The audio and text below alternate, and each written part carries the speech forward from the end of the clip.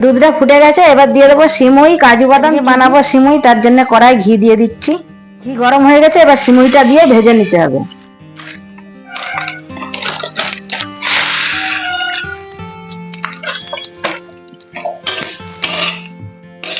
এইভাবে একটু নেড়ে ভেজে নিতে হবে অল্প সময় ধরে, তারপর তুলে নিতে হবে।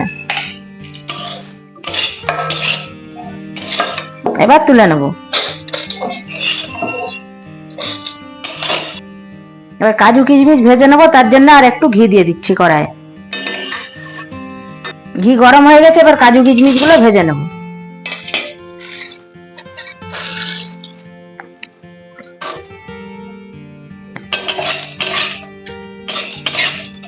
কাজু কিশমিশ ভাজা হয়ে গেছে, এবার নামিয়ে নিচ্ছি।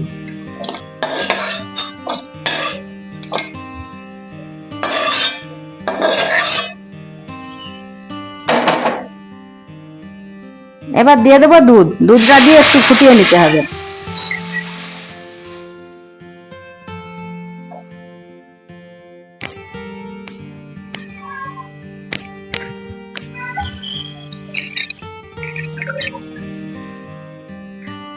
এবার দিয়ে দেবো তেজপাতা আর এলাচ।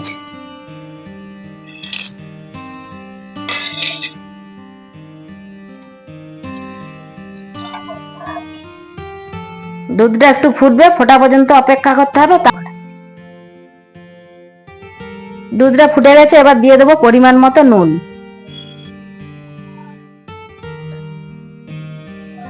এবার দিয়ে দেবো পরিমাণ মতো চিনি। আপনারা আপনাদের যেমন মিষ্টি খাবেন সেই হিসেবে দেবেন। দুধের সাথে চিনিটা মিশিয়ে নিতে হবে।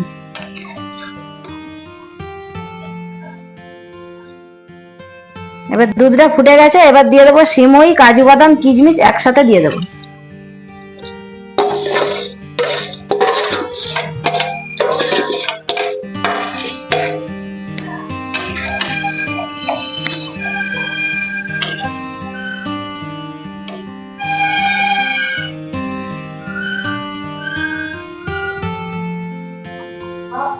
এবার হয়ে গেছে, গ্যাসটা বন্ধ করে দেবো।